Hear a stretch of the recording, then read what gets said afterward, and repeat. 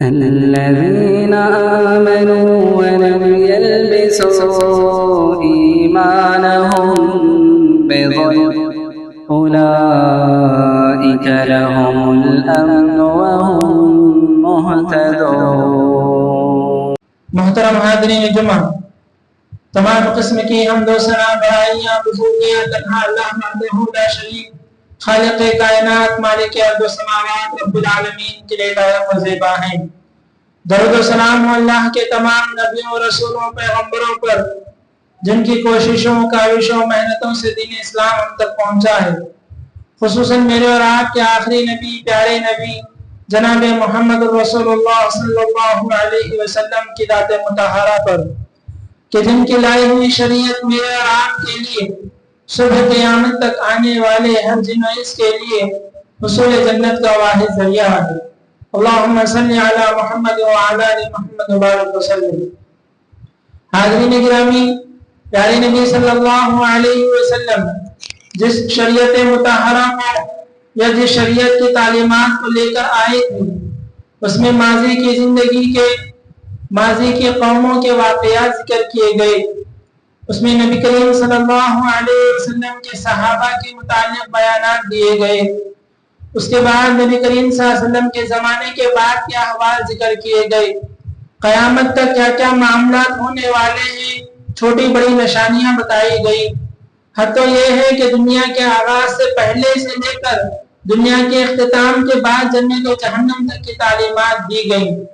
نبی اکرم صلی اللہ علیہ وسلم نے جو تعلیمات دی ہیں، جو پیشن گوئیاں دی ہیں، ان میں ایک حدیث ہے ثوبان رضی اللہ عنہ کی کہ رسول اکرم صلی اللہ علیہ وسلم نے فرمایا یوشک الامم تداعی علیکم کما تداعی الاکلۃ الی قصعتها، قیامت سے قریب ایسا ہوگا، تم پر ایک ایسا زمانہ آئے گا کہ لوگ تم پر ایسے ٹوٹ پڑیں گے جیسے لوگ بھوکے لوگ دسترخوان پر ٹوٹ پڑتے ہیں۔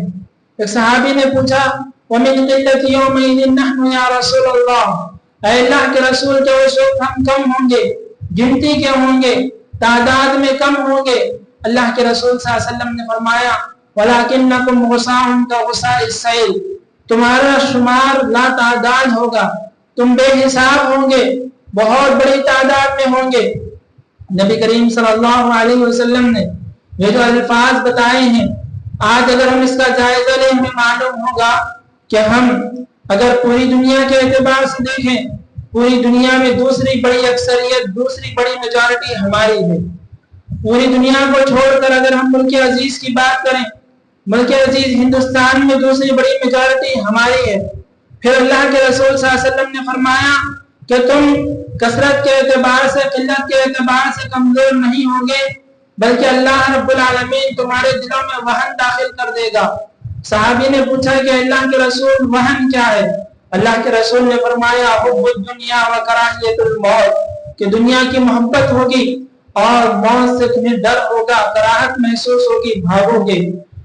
اور دوسری قوموں کے متعلق اللہ کے رسول نے فرمایا کہ اللہ تعالیٰ ان کے دلوں سے تمہارے خوف، تمہارا دبدبہ، تمہارا ڈر کھینچ لے گا۔ ڈر ختم ہونے کی وجہ سے وہ تمہارے ساتھ ہر طرح کا معاملہ کریں گے، جو جو چاہیں گے وہ تمہارے ساتھ کرتے چلے جائیں گے۔ ماضی قریب سے آپ دیکھتے آئیں، آپ کو اندازہ ہوگا ہم جو چیزیں کھاتے تھے، ہم پر کھانے کی چیزوں پر پابندیاں لگائی گئی۔ ہماری خواتین کا لباس ہو یا ہمارے چہرے ہو، ان پر کبھی دبے کچلے انداز میں، کبھی قانونی ایوانی طور پر اس پر پابندیاں لگائی گئی۔ ہمارے عبادت خانے ہوں، ان کو کبھی مسمار کیا گیا، کبھی ان کی جگہوں پر دوسروں کی عبادت خانے بنائے گئے۔ ہمارے مدارس ہو، ان کو توڑنا، ان کو وقف کی زمین کے تحت کر کر اس کو جو ہے وقف کی زمین کو ہتھیا لینا، یہ بھی ایک قانون بنا لیا گیا۔ حد تو یہ ہو گئی کہ سی اے این آر سی کے نام پر ہماری رہائش کے بارے میں سوال کیا گیا۔ اب آگے بڑھ کر ایوانوں میں جو بل پاس کیے گئے، صبح ہوتے ہوتے شام ہوتے ہوتے وہ بل جو سالوں لگ سکتے تھے، صدیوں لگ سکتے تھے، گھنٹوں میں منٹوں میں پاس کر دیے گئے۔ یہ نبی اکرم صلی اللہ علیہ وسلم کی پیشن گوئی نہیں تو اور کیا ہے کہ لوگ بھوکے ہو کر تم پر ٹوٹ پڑیں گے۔ یہ لوگ قانونوں کے ذریعے سے مساجد کو مسمار کر کر، مدارس کو ڈھا کر یہ اپنی بھوک کو مٹانے کی کوشش کر رہے ہیں۔ ایسے وقت میں نبی اکرم صلی اللہ علیہ وسلم کی یہ پیشن گوئی جو ہمیں بتلاتی ہے کہ آج امت کے ساتھ کیا حالات ہو رہے ہیں، یہ بھی بات بتلاتی ہے کہ اس کے اسباب کیا ہیں۔ اللہ کے رسول نے دوسروں کے متعلق بتلایا کہ ان کے اندر تمہارا خوف نہیں ہوگا، تم مالدار بھی ہوگے، تمہارے پاس زمینیں بھی ہوں گی، جائیدادیں بھی ہوں گی، تم MLA MP بھی رہو گے، مگر تمہارا ڈر خوف اللہ نہیں رکھے گا، جس کی وجہ سے وہ لوگ تم پر ٹوٹ پڑیں گے۔ ساتھ ہی ساتھ ہمارے اندر کیا پایا جائے گا، اس کی وضاحت کرتے ہوئے اللہ کے رسول نے فرمایا تم دنیا کے طالب بن جاؤ گے، تم جیتے جیتے دنیا کے پیچھے رہ جاؤ گے، تمہارے صبح اٹھنے سے لے کر شام میں سونے تک کا مقصد دنیا ہوگا۔ تم پیسہ کماؤ گے تو دنیا کے لیے، تم تعلیم حاصل کرو گے تو دنیا کے لیے، تم فیشن اختیار کرو گے تو دنیا کے لیے، تم کوئی بھلائی کرو گے تو دنیا کے لیے، دنیا کے علاوہ تمہارا کوئی مطمع نظر نہیں ہوگا۔ تم یہ چاہو گے کہ میں جو بھی کر رہا ہوں مجھے اس کا بدلہ دنیا میں مل جائے، آخرت سے پوری طرح اندھے ہو جاؤ گے، غافل ہو جاؤ گے۔ آپ اگر اس کو اپنی ذاتی زندگیوں میں اس کا جائزہ لیں، آپ دیکھیں آپ دنیا کے لیے کتنا وقت لگا رہے ہیں، دین کے لیے کتنا وقت لگا رہے ہیں، دنیا کی تعلیم کے لیے کتنا وقت لگا رہے ہیں، دین کی تعلیم کے لیے کتنا وقت لگا رہے ہیں، دنیا کی ضروریات کو پورا کرنے کے لیے کتنا وقت لگا رہے ہیں، دین کی ضروریات کو پورا کرنے کے لیے کتنا وقت لگا رہے ہیں۔ خلاصے کے طور پر ایک سوال آپ کے سامنے رکھ دو کہ ہم نے زندگی میں کسی نے 30 سال 40 سال 50 سال کی نمازیں پڑھی ہیں، مگر ان کو یہ نہیں معلوم کہ نماز میں کوئی غلطی ہو رہی ہے کیا، نماز کا کوئی رکن ضائع ہو رہا ہے کیا، کوئی سنت چھوٹ رہی ہے کیا، کوئی فرض سے ہم دور ہو رہے ہیں کیا، اتنا بھی نہیں معلوم ہے۔ ہم لوگوں سے سنتے آئے ہیں، بس اسی طرح کی ہماری نمازیں ہو رہی ہیں۔ ہم رمضان کے بعد قرآن پڑھے ہیں یا نہیں پڑھے نہیں معلوم ہے، ہمارے مال میں صدقہ خیرات کا کتنا حصہ ہوتا ہے نہیں معلوم ہے۔ یہ بے دینی کے سبب اللہ رب العالمین ایسے لوگوں کو مسلط کر رہا ہے۔ امام ابن سیرین رحمۃ اللہ علیہ سے، محمد بن سیرین سے، حجاج بن یوسف جو مسلمانوں کا بہت بڑا ظالم بادشاہ تھا، کئی صحابہ کو اس نے قتل کر دیا تھا، لوگوں نے آ کر ان سے کہا محمد بن سیرین سے، سعید بن مسیب سے کہ یہ حجاج ہم پر بہت ظلم کر رہا ہے، دعا کیجیے کہ اللہ تعالیٰ جو ہے اس کے مسئلے کو حل کرے۔ تو اس وقت کے بہت بڑے عالم دین نے کہا ما جاء الحجاج الا بذنوبنا، حجاج کو اللہ رب العالمین نے ہمارے گناہوں کی وجہ سے مسلط کیا ہے۔ ہمارے جب گناہ ہوں گے اللہ ان گناہوں کی پاداش میں اس کے بدلے کے طور پر ایسے حکمرانوں کو مسلط کرے گا جو سوتے جاگتے اٹھتے بیٹھتے ہم پر ظلم کرنے، ہمارا مال چھیننے، ہمارے ساتھ حق تلفی کرنے کا معاملہ کریں گے۔ آج اگر ایسے حکمران ہم پر مسلط ہیں تو یہی بات ہوگی کہ یہ ہمارے گناہوں کے بہت بڑا ذریعہ ہے، گناہوں کا بہت بڑا سبب ہے۔ حاضرین گرامی، حالات کو دیکھ کر اس کے اوپر تبصرے کرنا، اس کا جائزہ لینا، اس پر آنسو بہانا، یہ کوئی مسئلے کا حل نہیں ہے۔ مسئلے کا حل اگر ہم دیکھیں، ہم کو نبی کریم صلی اللہ علیہ وسلم کی زندگی اگر ہم اس کو چھان کر پٹک کر دیکھیں، ہم کو معلوم ہوگا کہ اس سے زیادہ خطرناک حالات اللہ کے رسول کے دور میں تھے۔ کیا خطرناک حالات تھے؟ اللہ کے گھروں کو گرانا تو دور کی بات، کعبۃ اللہ تعالیٰ کا جو گھر ہے، جو پورے مساجد کا سینٹر اہم ہے، وہاں پر 360 سے زائد بت رکھے ہوئے تھے۔ وقت کے رسول ہے، خاتم النبیین ہے، آپ کو آپ کے گھر سے نکالا گیا، گلیوں میں مارا گیا، شہر بدر کر دیا گیا، آپ کی جان پر آپ کو 100 اونٹ رکھ دیے گئے، اتنے برے حالات بھی پیش آئے۔ پھر ان حالات کو اللہ کے رسول نے درست کیسے کیا؟ اللہ کے رسول صلی اللہ علیہ وسلم نے ان تمام حالات کو درست کرنے کے لیے جو طریقے اپنائے، ان میں سے کچھ میں آپ کے سامنے ذکر کروں۔ سب سے پہلی بات جو اللہ کے رسول صلی اللہ علیہ وسلم نے سب سے اہم ہتھیار جو اپنایا وہ دعوت اللہ کا تھا۔ اللہ کے رسول غار حرا سے اترے، پہلی دعوت یہ دی کہ لوگوں اللہ کی طرف آؤ، کامیاب ہو جاؤ گے۔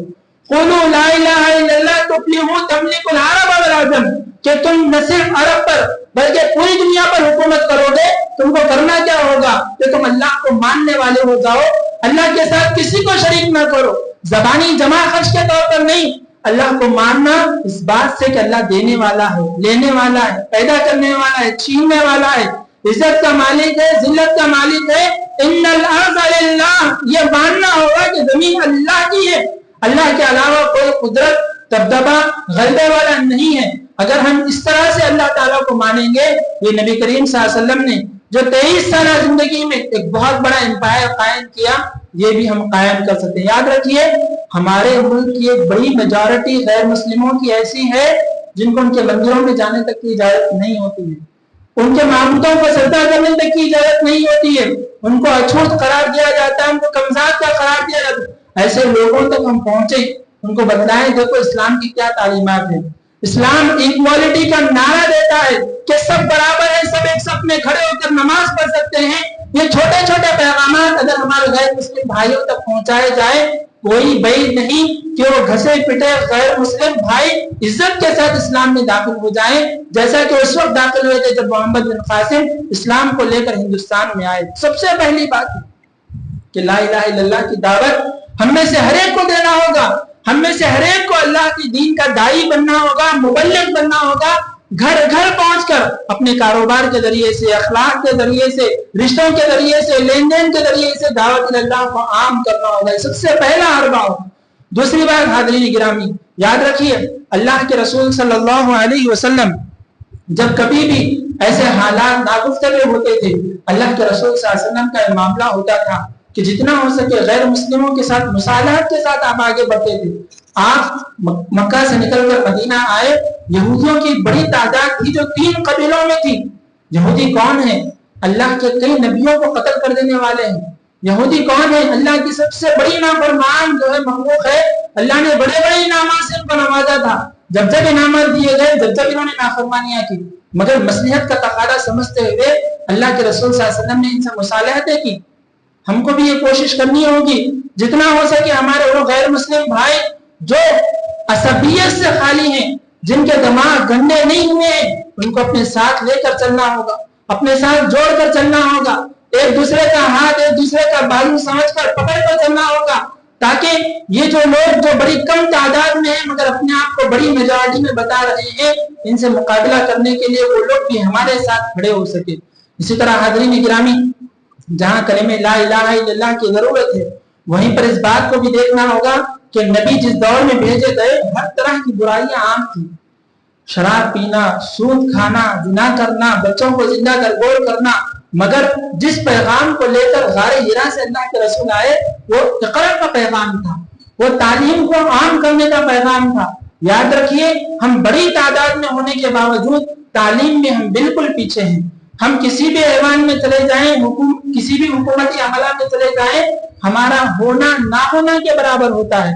اگر ایسا ہو جائے کہ ہم تعلیم حاصل کرنے کی طرف توجہ دیں، ہم بہترین سے بہترین تعلیم حاصل کریں، تو یہ تعلیم حاصل کرنا یہ ہتھیار بن سکتا ہے، ہمارے مستقبل روشن کرنے کا ایک بہت بڑا ذریعہ بن سکتا ہے۔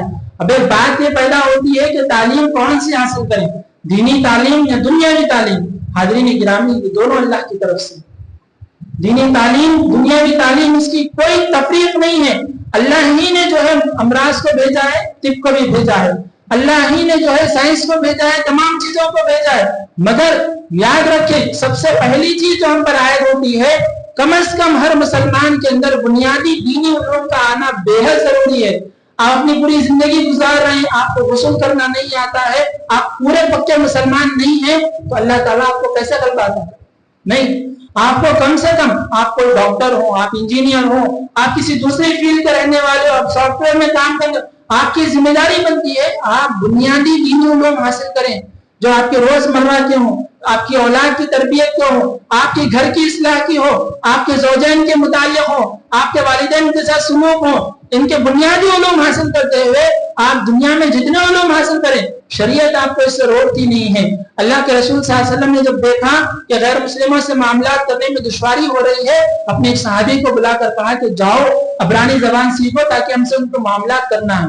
کوئی زبان سیکھنا ہو، کوئی فن سیکھنا ہو، شریعت اس سے روکتی نہیں ہے، مگر یاد رکھیں سب سے پہلے ہم کو پکا مسلمان بننا ہوگا، اسلام کی کم سے کم بنیادی تعلیمات سے تو ہم کو آگاہ ہونا ہوگا۔ نیز ایک بات یہ بھی ہے کہ حاضرین، ہم ایک ایسی قوم ہے کہ اللہ کے رسول نے اس کو اتحاد کی تعلیم جگہ جگہ دی۔ ہم نماز پڑھتے ہیں ایک امام کے پیچھے اتحاد کے ساتھ پڑھتے ہیں، ہمارا قبلہ اتحاد کی دعوت دیتا ہے، ہماری اذان اتحاد کی دعوت دیتی ہے، ہمارے عید اتحاد کی دعوت دیتے ہیں، مگر افسوس کی بات یہ ہے ہم مسلکوں میں مذہبوں میں بٹتے چلے جاتے ہیں۔ ہماری مسجدیں ہوتی ہیں، مسجدوں میں الگ الگ ہم ہو جاتے ہیں، وہ الگ ہے، ہم الگ ہے، فلاں الگ ہے۔ حاضرین یاد رکھو، ایک اللہ کی طرف ہم کو آنا ہوگا، اللہ کے کلام کی طرف آنا ہوگا, نبی کریم صلی اللہ علیہ وسلم کے فرمان کی طرف آنا ہوگا, سب کو مل کر اللہ کی رسی کو مضبوطی سے تھامنا ہوگا. جب تک ایسا نہیں ہوگا, اتحاد پیدا نہیں ہوگا, یہ امت کبھی کامیاب اور ترقی نہیں پا سکتی. بڑی افسوس کی بات ہے کہ منبر رسول سے ایسی قوموں کی مثالیں دینی پڑتی ہیں جن کے پاس کوئی رسول نہیں آئے تھے. ہمارے سکھ بھائی ہیں, 1-2% کے لوگ ہوتے ہیں, بڑی بڑی یونیورسٹیاں, بڑے بڑے کالجز ان کے ہوتے ہیں, ان کے کسی ایک آدمی کو آپ بھیک مانگتے نہیں دیکھیں گے. ان کا کوئی ایک آدمی ایسا نہیں ہوگا کہ اس کو ستایا جا رہا ہے, دوسرے بیٹھ کر دیکھ رہے ہیں, نہیں ہوگا ایسا. ان کے اندر اتحاد ہوتا ہے. ہم کو تو یہ چاہیے کہ ہم اپنی شریعت سے خود اتحاد کی تعلیم حاصل کریں, مگر دنیا میں اگر نمونہ دیکھنا چاہتے ہیں دیکھو. آج حد تو یہ ہو گئی ہے, مسلکوں میں, مذہبوں میں بٹتے بٹتے, علاقائی عصبیت میں بٹتے بٹتے ایک گھر میں رہتے ہوئے کئی دل الگ الگ ہوتے چلے جائیں. بہت افسوس کی بات. ساتھ ہی ایک اور اہم بات بھی بتلاؤں, حاضرین گرامی, ووٹ کی اہمیت کو سمجھیں. ہم میں کئی ایسے بھائی ہیں عمر بیتتے بیتتے 25 سال, 30 سال, 40 سال ہو گئے ہیں, ان کا ووٹر آئی ڈی اب تک بنا ہوا نہیں. آپ کو ایوانوں کے فیصلوں پر جو ہے شکایت ہوتی ہے کہ فلاں ایم ایل اے کو یہ کام نہیں کرنا چاہیے, فلاں ایم پی کو. آپ کو ووٹ ڈالنے کا اختیار نہیں, آپ کے پاس ووٹر آئی ڈی تک کا کارڈ بنا ہوا نہیں ہے. آپ اتنے پورے حکومت پر آپ جو ہے مجھے اٹھا رہے ہیں, بڑی بڑی باتیں کر رہے ہیں. افسوس کی بات یہ ہے آپ کے پاس اپنا ووٹر آئی ڈی بنانے کا وقت نہیں ہے. کئی لوگ ایسے ووٹر آئی ڈی نہیں ہے, کئی لوگ ایسے ووٹر آئی ڈی بنائے ہوئے مگر ان کو ووٹ ڈالنا نہیں معلوم, کہاں جا کر ڈالنا نہیں معلوم, جس کا بھی ایک نتیجہ ہے کہ ہم بڑی میجورٹی میں ہونے کے باوجود ہماری زبانیں ایوانوں میں نہیں. ایک آدھ آدمی پکار کر بول دیتا ہے, باقی لوگ ہاتھ اٹھا کر ہماری مخالفت کر دیتے ہیں اور بیٹھے بیٹھے بل پاس ہوتے چلے جاتے ہیں. اگر آپ اپنے آپ کو بدلنا چاہتے ہیں, ووٹ جب بھی ڈالنا ہوگا وہ اپنی بات ہے, آپ کو ابھی سے اس کی تیاری کرنا ہوگا. جیسے وقت ہو, جیسے ممکن ہو, حکومتی طور پر, دستاویزاتی طور پر, خصوصی طور پر ووٹر آئی ڈی کے طور پر ہم کو مضبوط ہونا ہوگا. اور ابھی حالیہ طور پر اگر ہم دیکھیں, احتجاجات ہو رہے ہیں وقف بل کے سلسلے میں, بل پاس ہو گئے ہیں, سپریم کورٹ میں کارروائی جاری ہے. ہم میں سے ہر ایک کی ذمہ داری بنتی ہے. آپ کا کاروبار ہے اپنی جگہ, آپ کے مسائل ہیں, بیماریاں ہیں, آپ بہت سارے مسائل میں ہوں گے. یاد رکھیے آپ کو آج اتحاد کا ثبوت دینا ہوگا, ورنہ یاد رکھیے آپ کا جنازہ آپ کے گھر میں پڑا ہوگا, دفن کرنے کے لیے آپ کو جگہ میسر نہیں. وہ دن آنے والے ہیں.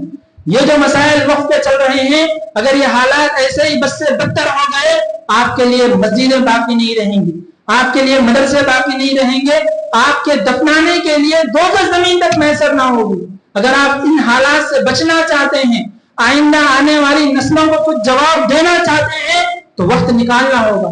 جب کبھی بھی جہاں کہیں بھی آپ کو اتحاد کے لیے, احتجاج کے لیے بلایا جا رہا ہے, منظم طور پر جا کر کامیاب احتجاج کرنا ہوگا. کیوں؟ آپ جانتے ہیں کہ حکومتیں احتجاجات کے ذریعے سے یا میجورٹی کے ذریعے سے فیصلوں کو بدلتے ہیں. تو اس وقت ہم کو بڑے حساس طریقے سے احتجاجات میں حصہ لینا ہوگا. ایک آخری بات بتلا کر اپنی بات ختم کرو.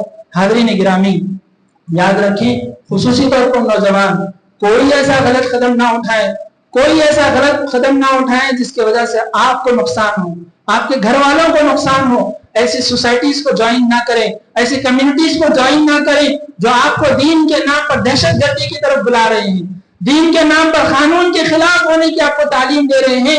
یاد رکھیے اللہ کے رسول 13 سال تک مکہ میں رہے, مگر آپ نے کبھی اس مشرکانہ حکومت کے خلاف قدم نہیں اٹھائے. آپ دعوت دیتے ہوئے اپنے طریقے سے آگے بڑھتے رہے. آپ کو اسلام بھی اجازت نہیں دیتا کہ غیر حکومتی یا غیر جو ہے قانونی کارروائیوں میں آپ آگے بڑھے. آپ کو آگے بڑھنا ہوگا قلم کے ذریعے سے, احتجاج کے ذریعے سے, مثبت رویے اختیار کر کر, منفی رویے اختیار کر کر, غیر لوگوں سے یا جو ہے ایسی تحریکوں سے جڑ جائیں جو آپ کو جیل کے حوالے کر دیں. کوئی بعید نہیں ہوگی, حکومت کی نظریں, حکومت کے شکنجے آپ پر ہمیشہ ہوتے ہیں. رات ہوگی تو صبح ہونے تک آپ کو غائب کر دیا جائے, صبح ہوگی تو شام ہونے تک آپ کو جیلوں کے حوالے کر دیا جائے گا. آپ جیلوں کے حوالے ہو جائیں گے, آپ کا گھر آپ کے پیچھے پریشان, آپ کا خاندان آپ کے پیچھے پریشان ہوگا. یہ نازک حالات میں صبر سے کام لیتے ہوئے عقل مندی کا ثبوت دینا ہے. اور ساتھ ہی ساتھ یاد رکھیے اللہ ایسے حالات اس لیے بھی پیدا کرتا ہے کہ بندے اللہ کی طرف دعا کریں, رجوع کریں, انابت اللہ کریں, توبہ کریں, مغفرت طلب کریں, بخشش طلب کریں, اللہ سے استغفار کریں, تاکہ اللہ تعالیٰ استغفار کو بہت پسند کرتا ہے, دنیا اور آخرت کی بھلائیاں عطا کرتا ہے. جتنا ممکن ہو سکے کثرت سے استغفار کرنے کی کوشش کریں. اللہ سے دعا ہے کہ اللہ تعالیٰ جو کتنے مسائل مصیبتیں پریشانیاں امت مسلمہ پر آ رہی ہیں اللہ تعالیٰ ان کی حفاظت فرمائے۔ اے اللہ جو غیر اسلامی قوانین اس ملک میں آئین بن رہے ہیں، قوانین بنتے چلے جا رہے ہیں، اللہ اس سے ہماری حفاظت فرما۔ اے اللہ اس ملک کو نے بہت کچھ عطا کیا ہے، یا اللہ آج اس ملک میں امن و سلامتی کی ضرورت ہے، یا اللہ اس ملک کو امن و سلامتی والا ملک بنا دے۔ یا اللہ وہ تنظیمیں جو مسلمانوں کے دشمن ہیں ان کو ہدایت عطا فرما، ان کے حق میں ہدایت نہیں ہے اللہ ان کو ذلیل و رسوا کر دے، اے اللہ ان کا خاتمہ کر دے۔ اے اللہ ان لوگوں کو مسلط فرما جو دین کے معاملے میں، جو اسلام کے معاملے میں نرم بازو نرم گوشہ رکھنے والے ہیں، اے اللہ اسلام کے دشمنوں کا خاتمہ فرما دے۔ خصوصی طور پر ملک فلسطین میں جو ہمارے بھائی پریشان ہیں اللہ ان کی حفاظت فرما، جو شہید ہو گئے ہیں اللہ ان کو جنت میں اعلیٰ مقام عطا فرما، جو بے گھر ہو گئے ہیں اللہ دنیا اور آخرت میں ان کے لیے بہترین گھر کا انتظام فرما۔ اے اللہ جو اولاد سے محروم ہے، ماں باپ سے محروم ہے، مال و دولت سے محروم ہے، اے اللہ تو ان کو اپنی رحمت کے سائے میں ڈھانپ لے۔ اے اللہ ویسے حالات سے ہماری حفاظت فرما، اے اللہ ویسے حالات سے ہماری حفاظت فرما، ہمارے گھروں کی، ہمارے اہل و عیال کی، ہمارے بیوی بچوں کی، ہماری مال و جائیداد کی اللہ ہماری حفاظت فرما، ہمارے ایمان کی حفاظت فرما، ہمارے اسلام کی حفاظت فرما۔ اے اللہ جو بے اولاد ہے ان کو اولاد عطا فرما، اے اللہ جو صاحب اولاد ہیں اولاد کی نافرمانیوں میں پریشان ہیں، اے اللہ ماں باپ کو اولاد کے، اولاد کو ماں باپ کے حق ادا کرنے والا بنا۔ اے اللہ جو تجارتی مسائل میں گرفتار ہیں اے اللہ ان کی حلال روزیوں میں برکت عطا فرما، حرام کے ہر لقمے سے اے اللہ ہماری حفاظت فرما۔ اے اللہ بیماروں کو شفا یابی عطا فرما۔ اے اللہ ہم میں ہر آدمی اپنی مصیبتوں میں گرفتار ہے، ہم نہیں جانتے ہیں اللہ تو جانتا ہے۔ جملہ مصیبتوں پریشانیوں کو اللہ تیری بارگاہ میں پیش کرتے ہیں، اے اللہ ان تمام مصیبتوں پر اپنے رحمت کی بارش نازل فرما۔ جو دعائیں کی گئی ہیں اللہ ان کو قبول فرما، جو رہ گئی ہیں اللہ تو بہتر جانتا ہے ان دعاؤں کو بھی قبول فرما۔ اے اللہ جب تک زندگی دے مومنانہ متقیانہ صالحانہ زندگی عطا فرما، خاتمہ ہو تو خاتمہ بالخیر فرما، قیامت کے دن کی رسوائی سے ہماری حفاظت فرما، بلا حساب و کتاب کے جنت میں داخلہ عطا فرما۔ آمین۔ وآخر دعوانا الحمدللہ رب العالمین۔